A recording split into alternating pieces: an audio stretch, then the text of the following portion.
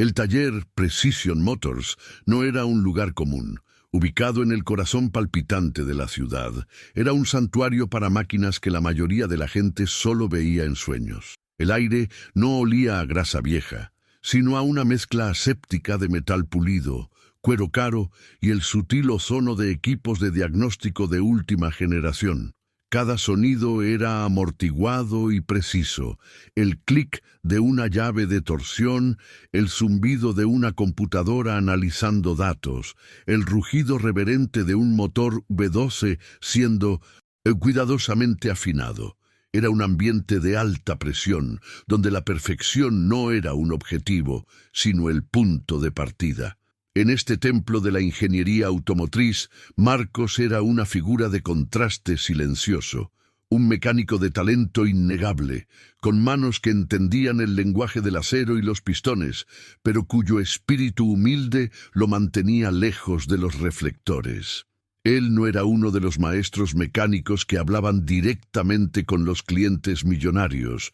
Era el pilar confiable que trabajaba tras bastidores, garantizando que cada tornillo, cada conexión, estuviera en perfecta armonía. Gente, esta historia los va a conmover profundamente. Nuestra meta es alcanzar los 1000 suscriptores con este video, y necesito desesperadamente la ayuda de cada uno de ustedes. Si crees que el bien vence al mal y que los humildes serán exaltados, suscríbete ahora mismo y comenta desde qué ciudad estás viendo cómo comienza a desarrollarse esta injusticia. No te cuesta nada y ayuda a nuestro canal a seguir trayendo historias como esta.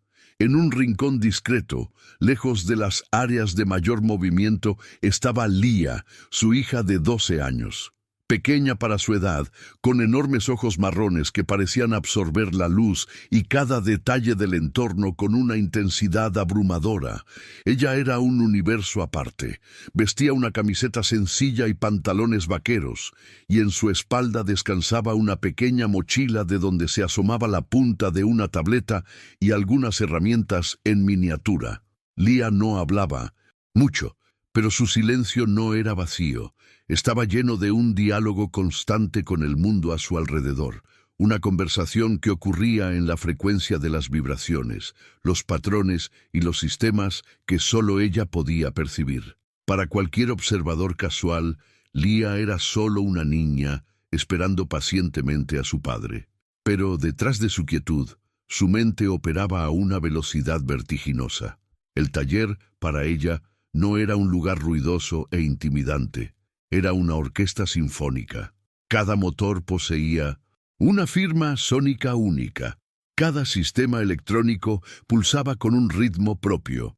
Podía ver los flujos de energía, los caminos que la electricidad recorría, e identificar la más mínima disonancia en esa compleja melodía mecánica. Su genialidad no era académica, sino sinestésica, una comprensión intuitiva y profunda del alma de las máquinas, algo que la situaba en un nivel de entendimiento mucho más allá de los experimentados profesionales a su alrededor. En el centro del taller, como una fiera, dormida, reposaba la fuente de toda la tensión del día, un Ferrari rojo, cuyo brillo parecía desafiar la propia iluminación del ambiente. El coche era la personificación de la perfección estética y de la ingeniería de punta, pero sufría de un mal invisible.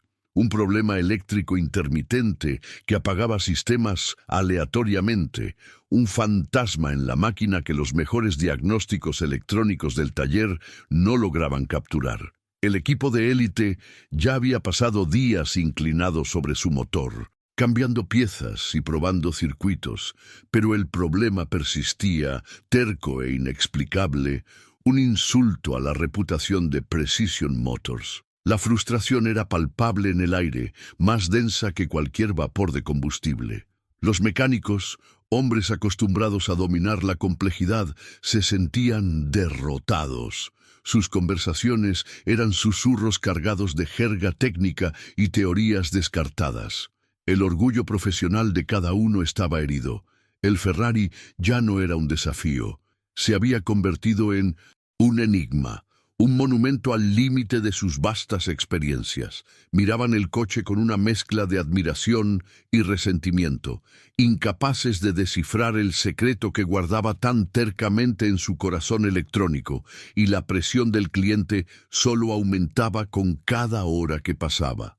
Marcos lanzaba miradas furtivas a su hija, su corazón dividido entre la necesidad de mantenerla a salvo y el conocimiento profundo de su capacidad única.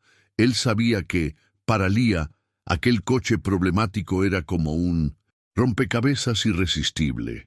Una mirada intercambiada entre los dos fue suficiente.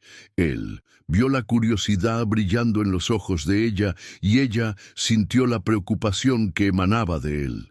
Era la danza silenciosa que habían practicado durante años, una comunicación que trascendía las palabras y se basaba en un amor incondicional y una confianza mutua que el mundo exterior rara vez comprendía o reconocía.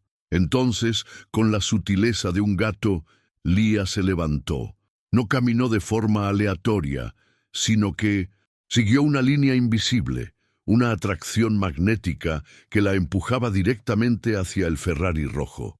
Sus pies apenas hacían ruido en el suelo pulido del taller. Su enfoque era absoluto, su cuerpo entero sintonizado con un único propósito. No veía un coche de $500,000, veía un sistema complejo en desequilibrio, un corazón mecánico pidiendo ayuda. Su aproximación era la de una experta, de alguien que venía no para admirar, sino para diagnosticar y curar la máquina. El movimiento de la niña no pasó desapercibido. Uno de los mecánicos más veteranos, con el rostro surcado por la frustración, le hizo una seña a Marcos. «Oye, Marcos, cuidado con tu hija. La dueña de este coche es complicada. No queremos más problemas». La voz no era maliciosa, sino cargada de un cansancio condescendiente, el tipo de advertencia que se le da a quien no pertenece a ese lugar. Veían a una niña curiosa acercándose a un juguete caro, incapaces de percibir que estaban presenciando el inicio de una consulta con la única persona capaz de resolver el misterio. Al acercarse, Lía cerró los ojos por un instante. El mundo de los sonidos visibles se desvaneció y se sumergió en su dominio sensorial. El ruido principal del taller desapareció, dando paso a lo que realmente buscaba, un zumbido agudo, casi imperceptible, que emanaba del compartimiento del motor del Ferrari. Era un sonido errático, una frecuencia inestable que hería sus oídos sensibles. Para los demás era silencio. Para Lía era un grito de auxilio, la firma clara de un componente electrónico fallando bajo estrés, una pista que todos los equipos multimillonarios habían ignorado por completo. Su mano pequeña y delicada se alzó, los dedos extendidos. No iba a tocar la pintura brillante e inmaculada. Su objetivo era sentir. Sabía que, al apoyar la mano en la fría carrocería del capó, podría sentir la microvibración causada por aquel sonido irregular, confirmando la ubicación exacta del fallo.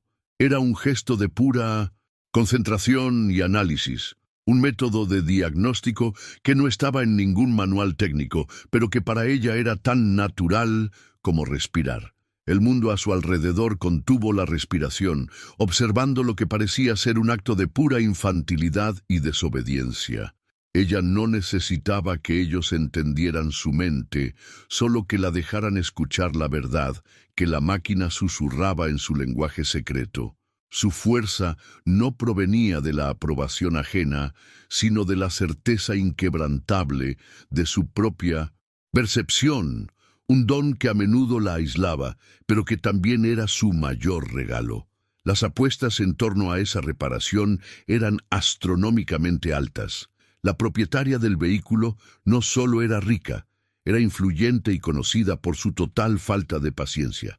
El señor Afonso, el jefe del taller, ya había recibido 3 llamadas esa mañana, cada una más áspera que la anterior. La reputación de su negocio, construida a lo largo de décadas de trabajo impecable, estaba en juego por un único y terco defecto.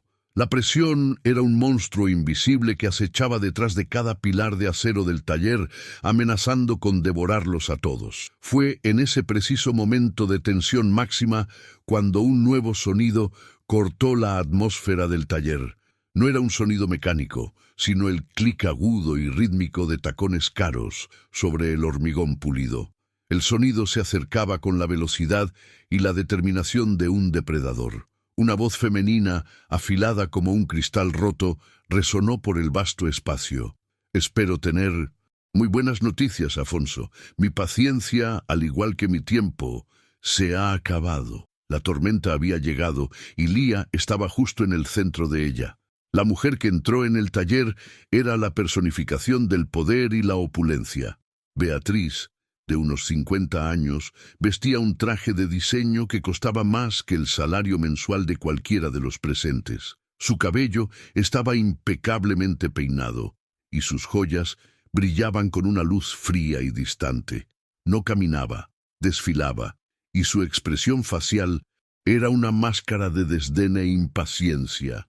Cada detalle en ella, desde las gafas de sol empujadas a la parte superior de su cabeza hasta el bolso de piel de cocodrilo, gritaba que estaba acostumbrada a dar órdenes y a ser obedecida sin cuestionamientos, una fuerza de la naturaleza acostumbrada a doblegar el mundo a su voluntad. Su mirada barrió el ambiente con la precisión de un escáner, descartando a los mecánicos como si fueran parte del mobiliario e ignorando al jefe del taller momentáneamente. Sus ojos de halcón se posaron en su Ferrari y a continuación en la pequeña figura a su lado. Vio la mano de Lía, a pocos centímetros de la pintura inmaculada, y su rostro se contrajo en una mueca de horror y furia.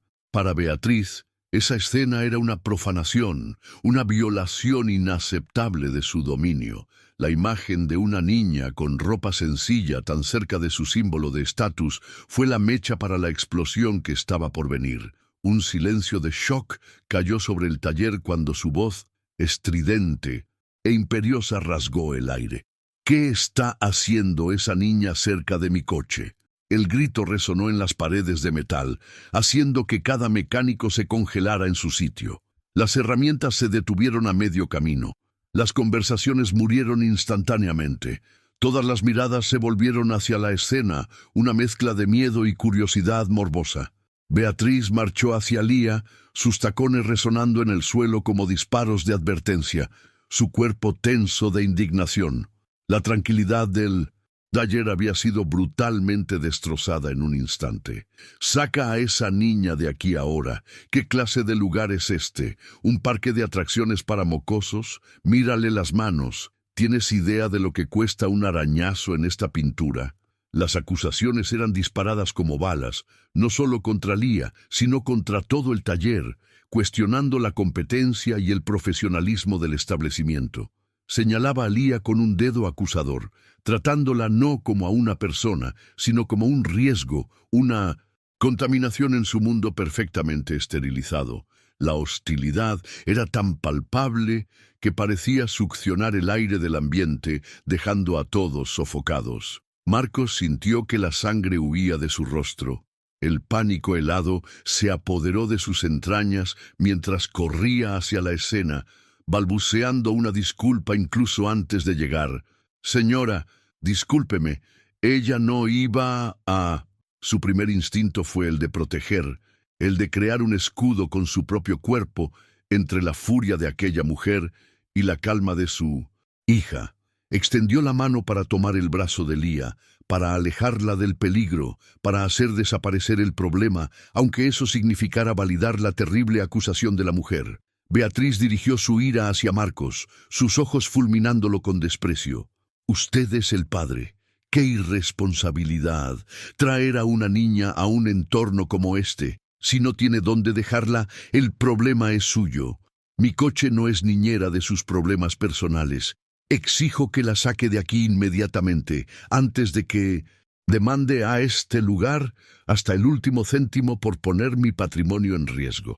La humillación fue profunda y pública, lanzada con la intención de disminuirlo, de ponerlo en su debido lugar como un mero empleado insignificante. La vergüenza quemaba el rostro de Marcos. Sintió las miradas de sus compañeros, algunos con pena, otros con incomodidad, pero nadie se atrevió a intervenir. Estaban todos paralizados por la demostración de poder de Beatriz.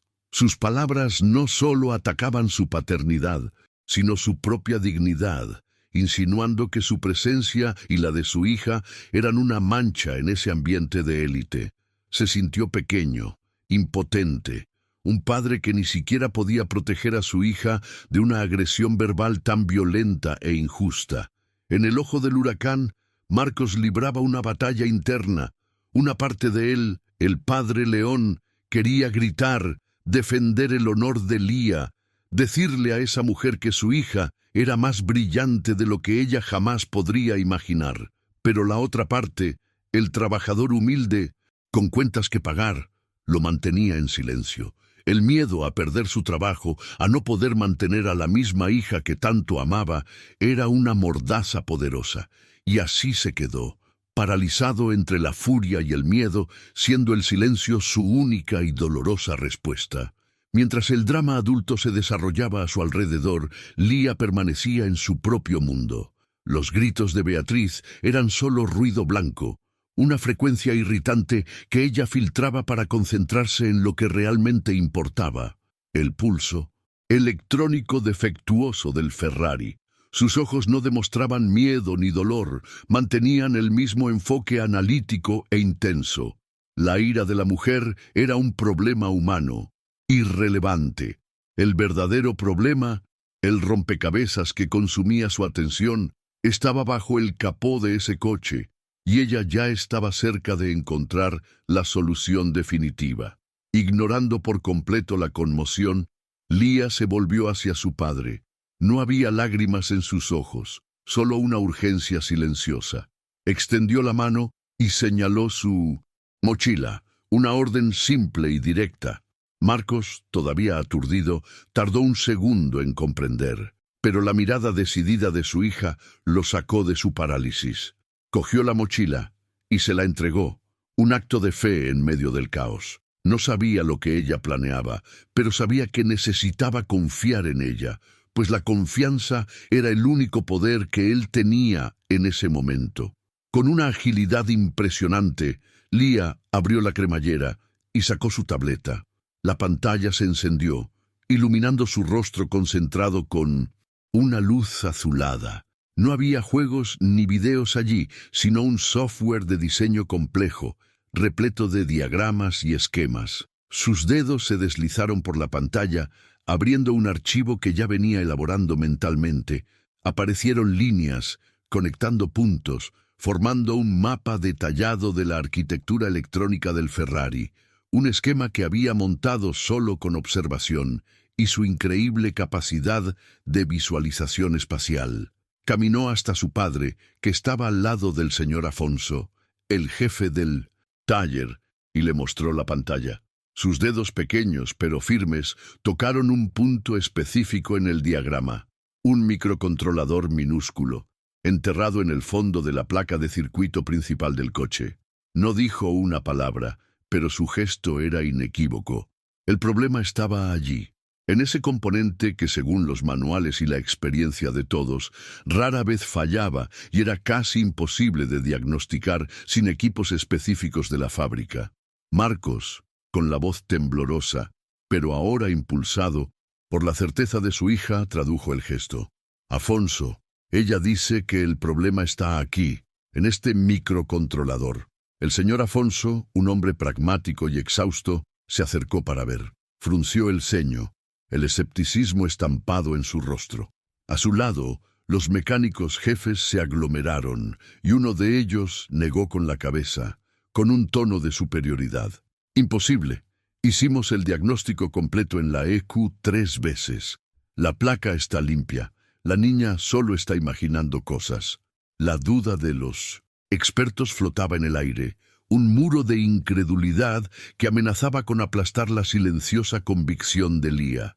Ellos, con sus décadas de experiencia y certificaciones, no podían aceptar que una niña pudiera ver algo que ellos no habían visto. Para ellos, Era un insulto a su profesión, una fantasía infantil frente a un problema de ingeniería real y complejo. Cada mirada escéptica era una barrera, cada susurro de desdén era un golpe contra la oportunidad de Leah de demostrar lo que sabía, de mostrarle al mundo lo que era capaz. Cada palabra de duda que pronunciaban, sin embargo, parecía solo solidificar la calma de Leah. Ella ya estaba acostumbrada a eso. Para ella, el verdadero desafío nunca fue convencer a los demás, sino resolver el rompecabezas que se le presentaba. Y ella sabía, con una certeza que provenía de lo más profundo de su alma, que tenía razón. Beatriz soltó una carcajada burlona, alta y cortante. Tienen que estar bromeando. Ahora van a seguir las instrucciones de un dibujo hecho por una niña. ¿Es ese el nivel de profesionalismo de este taller? Sabía que no debería haber traído mi coche aquí. Su burla resonó en el ambiente, aumentando la presión sobre el señor Afonso, que ahora se veía acorralado entre una clienta furiosa y una posibilidad absurda, pero intrigante, de solución. El mecánico jefe que había dudado de Leah intentó argumentar con su jefe, usando un lenguaje técnico para descalificar la teoría de la niña. Afonso, el osciloscopio no mostró ninguna anomalía en la tensión de ese controlador. Si hubiera un fallo, lo habríamos visto. Debe estar confundiéndolo con otra cosa. Es una pérdida de tiempo y corremos el riesgo de dañar la placa intentando quitar el componente. El argumento era lógico, basado en datos y procedimientos estándar, la fortaleza de la experiencia contra la intuición inexplicable. Leah percibió la vacilación. Tomó la tableta de nuevo y con 2 dedos hizo un zoom impresionante en el diagrama. La imagen se amplió hasta que un único punto de soldadura en el pin del microcontrolador llenó la pantalla. Luego tocó ese punto repetidamente, mirando directamente al señor Afonso. El mensaje era aún más claro. El problema no era el componente entero, sino una microfisura. Un fallo de fábrica casi invisible en esa conexión minúscula, algo que un diagnóstico general jamás detectaría. El jefe del taller se quedó en silencio. Miró los rostros de sus mejores hombres, todos ellos expresando duda y orgullo herido. Luego miró el rostro de la niña, que no mostraba arrogancia ni incertidumbre, solo una claridad absoluta. Él estaba al mando, y la decisión era suya. Seguir los protocolos que ya habían fallado durante días o apostar por un acto de fe ciega, por una genialidad que no podía comprender, pero que, de alguna manera, parecía extrañamente convincente. En su mente surgieron flashes de otras ocasiones. Recordó cuando Leah, aún más pequeña, señaló una manguera de vacío suelta en un coche antiguo que nadie lograba hacer funcionar. O la vez que reorganizó las herramientas en un carrito, creando un sistema de eficiencia que los mecánicos más veteranos acabaron adoptando. Eran cosas pequeñas, destellos de una mente que veía el mundo de forma diferente, que organizaba el caos. Aquello, sin embargo, era un Ferrari. El riesgo era de otra magnitud. ¡Basta! La voz de Beatriz cortó sus pensamientos. Se acabó la payasada. O me dan una respuesta ahora o llamo a la grúa. Me llevo mi coche a un taller de verdad y mis abogados se pondrán en contacto con ustedes por la mañana. Tienen exactamente 10 minutos para empezar a resolver esto de verdad. El ultimátum estaba dado. La cuenta atrás había comenzado y la soga en el cuello del señor Afonso se apretó al máximo. Fue el empujón que necesitaba. La desesperación superó a la lógica. Miró a Leah, luego a su padre y finalmente a su equipo. Con una voz firme que sorprendió a todos, incluido a sí mismo, dio la orden. Preparen la estación de microsoldadura y traigan el multímetro de precisión. Luego se volvió hacia Leah y con un asentimiento de cabeza dijo: «Muéstrales, niña, muéstrales a todos lo que viste». La decisión estaba tomada. Se intentaría lo imposible. Una onda de choque recorrió al equipo de mecánicos. Murmullos de protesta e incredulidad se extendieron. Se sentían traicionados, su experiencia y conocimiento dejados de lado en favor de lo que consideraban un capricho. La atmósfera, que ya era tensa, se volvió eléctricamente cargada de resentimiento y expectación. Obedecerían la orden, pero lo harían con los brazos cruzados y los ojos listos para decir: «Te lo dije». Marcos, por otro lado, sintió una oleada de alivio y orgullo tan fuerte que casi lo derriba. Rápidamente fue a la mochila de Lía y sacó su pequeño estuche de herramientas de precisión, artículos que él mismo le había comprado. Sus manos, que antes temblaban de miedo, ahora estaban firmes, movidas por la fe inquebrantable en su hija. Sentínos. Posicionó a su lado, ya no como un padre avergonzado, sino como el primero y más orgulloso de sus asistentes. Con el permiso concedido, Lía se movió hacia el coche con una confianza serena.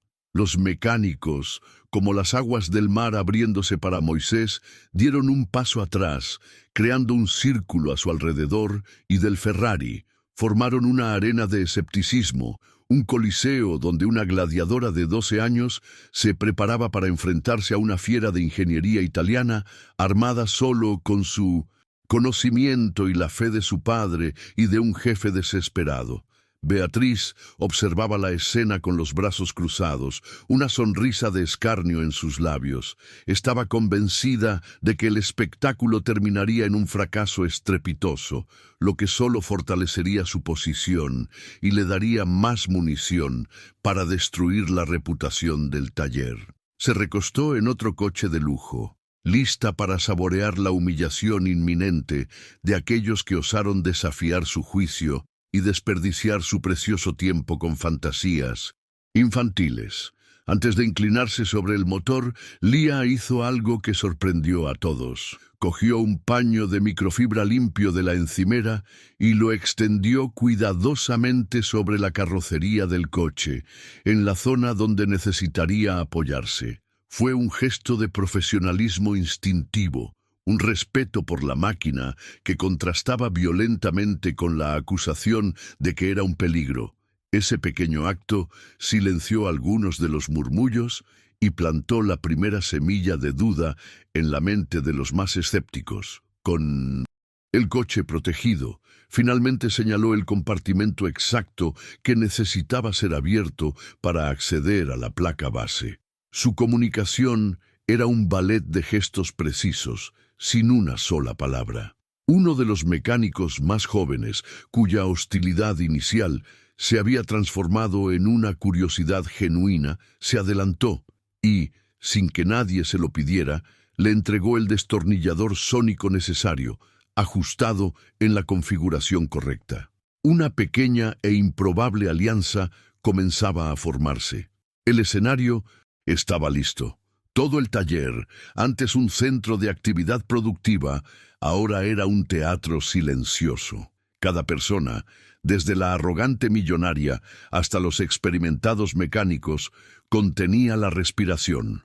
En el centro de todo, una niña de 12 años sostenía las puntas de prueba de un multímetro, lista para sondear el corazón electrónico de una de las máquinas más complejas del mundo. La tensión era máxima. El silencio era absoluto. El siguiente movimiento sería de ella. El ultimátum de Beatriz todavía flotaba en el aire, y el reloj imaginario en la mente de todos corría en cuenta regresiva. Los 10 minutos se estaban agotando. El taller, antes un lugar de movimiento y sonido, se había transformado en una estatua viviente. Cada mecánico, cada herramienta, parecía congelado en el tiempo, componiendo un auditorio silencioso y tenso.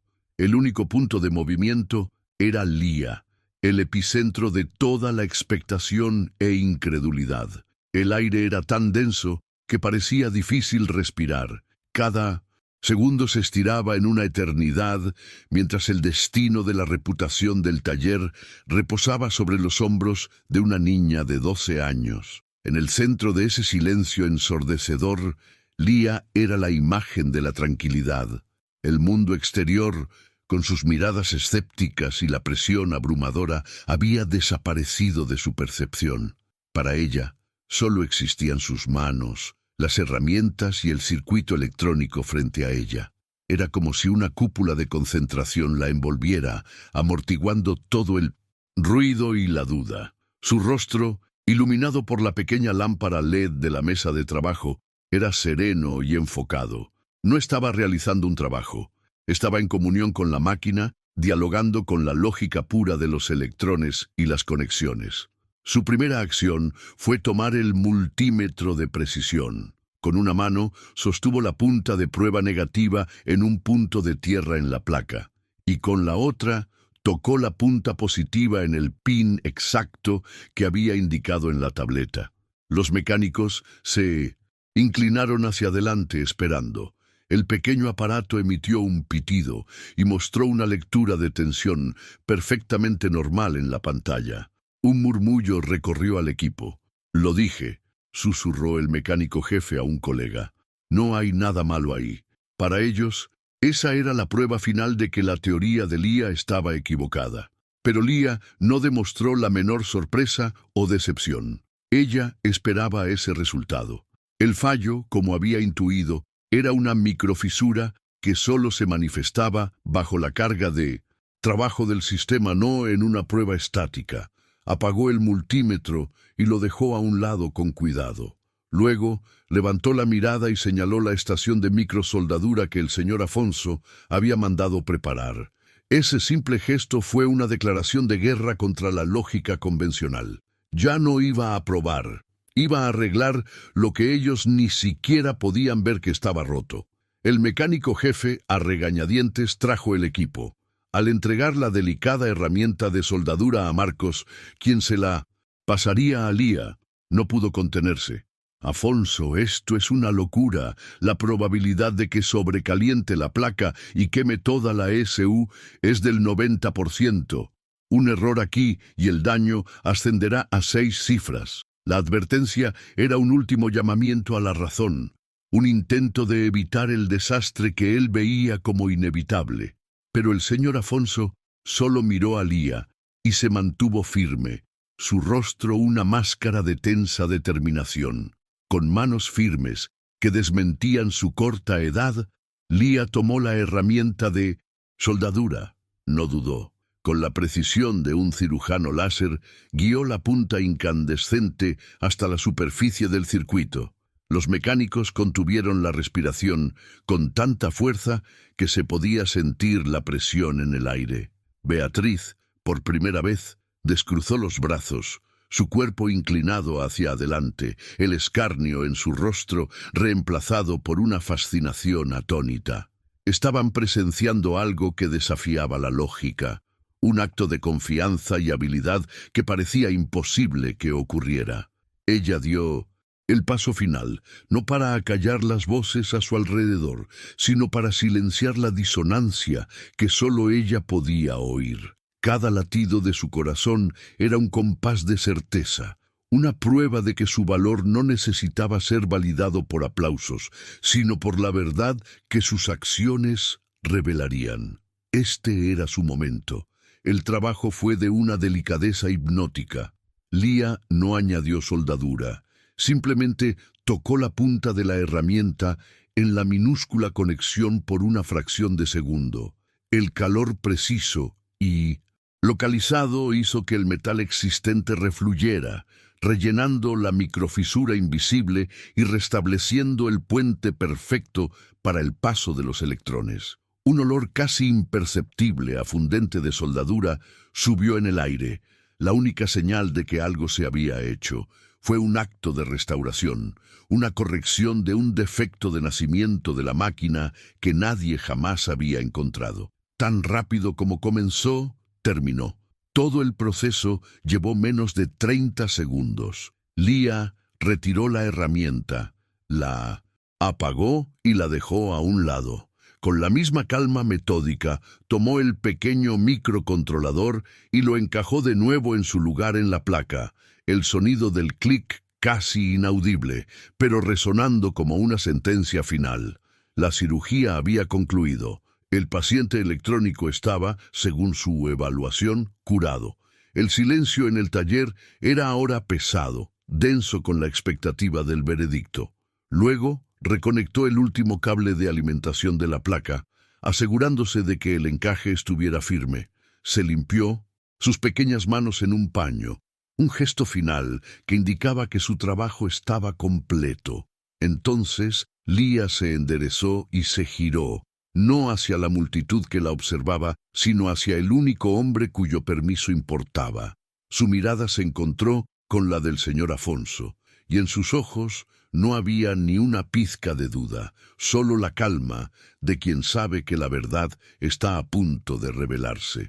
Con una simplicidad que era a la vez humilde e inmensamente poderosa, Lía hizo un único y ligero asentimiento con la cabeza. Era la señal. No hubo palabras, ni sonrisas, ni ningún indicio de arrogancia. Solo un gesto que decía: puedes encenderlo, el problema está resuelto. La fuerza contenida en ese gesto fue monumental. Una transferencia silenciosa de responsabilidad y de certeza que dejó a todos los presentes sin aliento, esperando el siguiente paso. El corazón del señor Afonso latía desbocado contra sus costillas. Años de experiencia le decían que aquello era imposible, pero los ojos de esa niña decían lo contrario. Miró la llave del Ferrari en su mano, que ahora parecía pesar 1 tonelada. La reputación de su taller, el respeto de sus empleados, la furia de su clienta más importante, todo se resumía a ese momento, al encendido de un motor. Caminó lentamente hacia el coche, cada paso resonando en el silencio sepulcral. Marcos puso la mano en el hombro de Lía, un gesto de apoyo que era tanto para ella como para sí mismo. Sus nudillos estaban blancos por la tensión, pero su rostro expresaba un orgullo tan profundo que era casi doloroso de ver. Beatriz, ahora de pie, observaba cada movimiento con una intensidad febril, su mente luchando por procesar la escena surrealista que se desarrollaba. El destino de todos en esa sala estaba suspendido en el aire, esperando una chispa. El sonido del desbloqueo de las puertas fue un chasquido que hizo estremecer a todos. El señor Afonso entró en el coche, el cuero rojo del asiento envolviéndolo. Insertó la llave en el contacto, sus manos sudando. Miró una última vez por el parabrisas, viendo la pequeña figura de Lía, firme e inmóvil, y respiró hondo. Giró la llave. El panel se encendió, las agujas hicieron su barrido inicial y la bomba de combustible zumbó. Hubo una pausa de medio segundo. Un instante de silencio absoluto que pareció durar una vida entera. El mecánico jefe comenzó a esbozar una sonrisa de «te lo dije», el alivio de la vindicación casi apoderándose de su rostro. Beatriz contuvo la respiración, lista para estallar en una nueva oleada de furia por la pérdida de tiempo y el teatro absurdo al que había sido sometida. Y entonces, el sonido.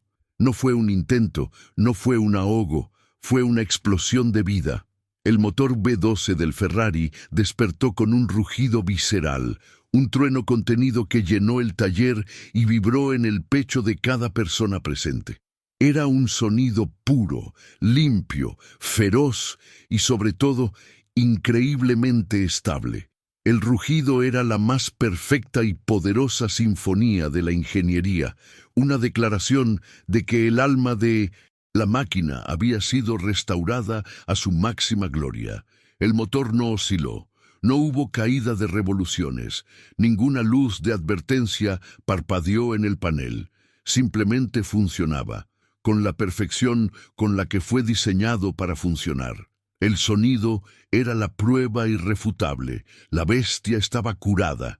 Tras el rugido inicial, el motor se asentó en un ralentí suave y rítmico, un ronroneo potente que era la música más bella para los oídos de cualquier entusiasta, y entonces el sonido del motor fue lo Único que quedó, pues un silencio de asombro y profundo shock cayó sobre todas las personas en el taller.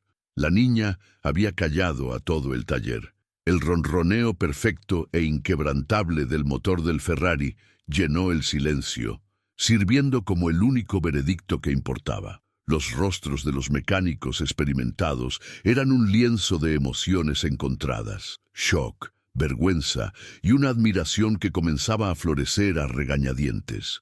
El mecánico jefe, que había sido el más escéptico de todos, miraba desde el motor funcionando perfectamente hasta la pequeña figura de Lía, con la boca entreabierta en pura incredulidad. Su arrogancia, construida sobre años de experiencia, se había desintegrado en segundos, pulverizada por la demostración de una genialidad que ni siquiera podía empezar a comprender. No solo lo habían corregido, le habían dado una lección. En ese momento, la verdad se cristalizó para todos en el taller. La genialidad no vestía uniforme, no tenía edad, y no le importaba el estatus social. Podía manifestarse en el silencio de una niña de 12 años con la misma o incluso mayor intensidad que en un equipo de profesionales laureados. Su prejuicio, sutil e inconsciente, los había cegado a la solución que estaba justo delante de sus ojos. La lección era clara y humillante. El verdadero valor de una persona no reside en su apariencia o en cómo se comunica, sino en la profundidad de su capacidad y en la claridad de su percepción. Beatriz palideció, el color drenándose de su rostro como si el rugido del motor la hubiera vaciado físicamente. Su mandíbula cayó y su postura arrogante se derrumbó, dejándola con una apariencia frágil y vulnerable. Tuvo que apoyarse en un coche cercano para mantener el equilibrio, sus piernas temblando ligeramente.